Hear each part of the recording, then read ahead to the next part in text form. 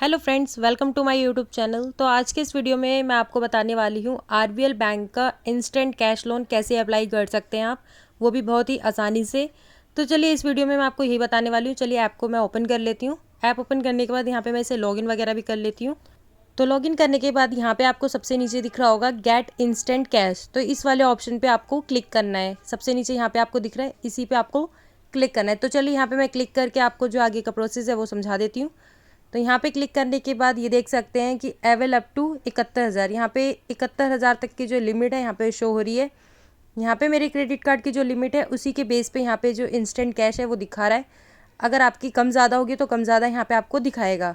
तो आपको मैं बता दूँ, ये जो लोन है ये क्रेडिट कार्ड के अंदर ही मिल रहा है, यानी क्रेडिट कार्ड की आपकी जितनी भी लिमिट होगी उसके अंदर आपको ये इंस्टेंट कैश मिल रहा है। इससे पहले मैंने एक बार पर्सनल लोन अप्लाई किया था। वो जो लोन मैंने अप्लाई किया था वो पर्सनल लोन था, डायल फॉर कैश। उसका जो वीडियो है वो मैं आपको डिस्क्रिप्शन में दे दूँगी, उसका लिंक। आप उस वीडियो को ज़रूर देखें, तभी आपका जो डाउट है वो आपका क्लियर हो जाएगा कि ये जो लोन है ये आपको क्रेडिट कार्ड के अंदर ही जो लिमिट होती है आपकी, उसी के अंदर आपको ये लोन प्रोवाइड होता है, लेकिन जो डायल फॉर कैश है वो अलग होता है। तो चलिए यहाँ पे मैं आपको दिखा देती हूँ कि यहाँ पे जो मैक्सिमम लिमिट है वो कितनी है। तो यहाँ पे मैक्सिमम लिमिट 71,000 है और यहाँ पे मिनिमम जो है 25 के, यहाँ पे दिख रहा होगा आपको, मिनिमम आप 25 के तक इसे कंटिन्यू कर सकते हैं। तो यहाँ पे मैं एक बड़ा अमाउंट जैसे कि यहाँ पे 70,000 पे यहाँ पे मैं सिलेक्ट करके आपको दिखाती हूँ कि इस पर जो प्रोसेसिंग फ़ीस वगैरह है वो कितनी लगेगी। तो चलिए यहाँ पे मैं 71,000 का जो अमाउंट है उसे टाइप कर लेती हूँ। तो चलिए यहाँ पे मैंने 70,000 रुपये जो है यहाँ पे सिलेक्ट कर लिया है।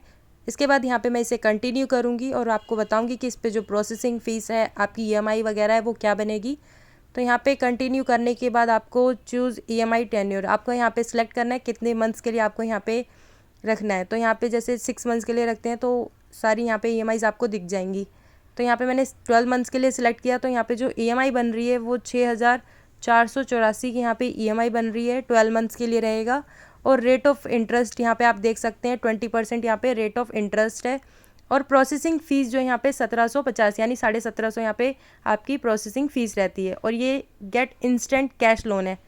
फिर उसके बाद यहाँ पे आपको बैंक सेलेक्ट करना होता है। आपका बैंक अगर आरबीएल बैंक में है तो आप वो सिलेक्ट कर सकते हैं, नहीं तो आप अदर बैंक भी सिलेक्ट कर सकते हैं। और यहाँ पे बैंक नेम, अकाउंट नेम और री अकाउंट नेम, आईएफएससी कोड डाल के आपको यहाँ पे 3 चेक बॉक्स दिख रहे हैं। इन तीनों चेक बॉक्स पे क्लिक करके आपको आगे वेरीफाई पे क्लिक करना है। तो चलिए यहाँ पे मैंने आपको 70,000 तक का बता दिया। अगर आप छोटा अमाउंट लेते हैं तो उस पर आपकी जो प्रोसेसिंग फ़ीस वगैरह रहती है वो कितनी रहती है। तो यहाँ पे मैंने जैसे 10 के यहाँ पे सिलेक्ट कर लिया है।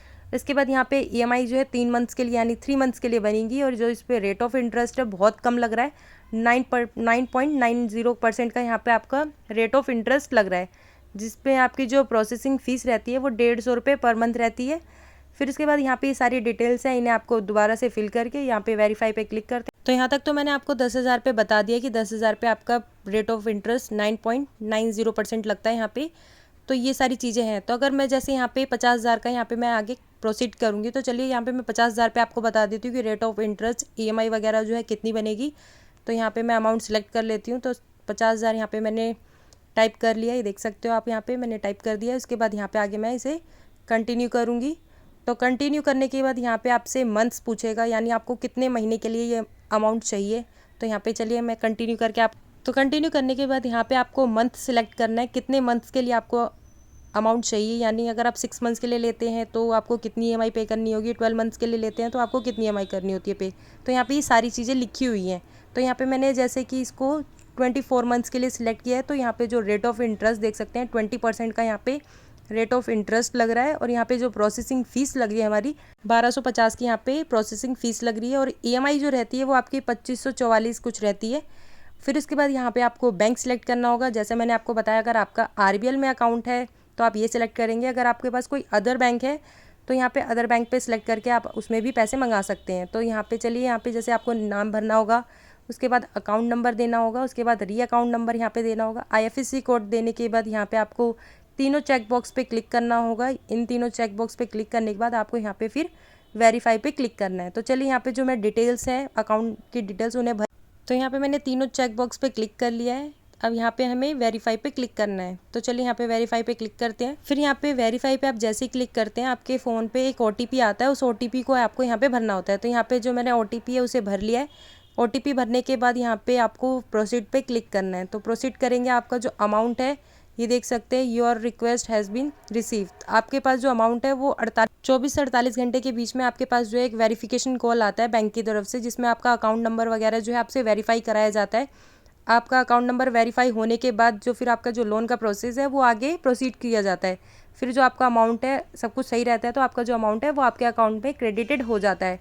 तो बस इस वीडियो में मुझे इतना ही बताना था। और जो मैंने आरबीएल का पर्सनल लोन जो मैंने अप्लाई किया था उसका लिंक जो है मैं डिस्क्रिप्शन में दे दूँगी, आप वहाँ से जाके वो वीडियो देख सकते हैं। इसके बाद भी अगर आपको कुछ नहीं समझ में आता है तो आप मुझे जो है कमेंट कर सकते हैं, मैं आपको वहाँ पे रिप्लाई कर दूँगी। तो बस इस वीडियो में मुझे इतना ही बताना था। और वीडियो अच्छा लगा हो तो मुझे कमेंट करके ज़रूर बताना।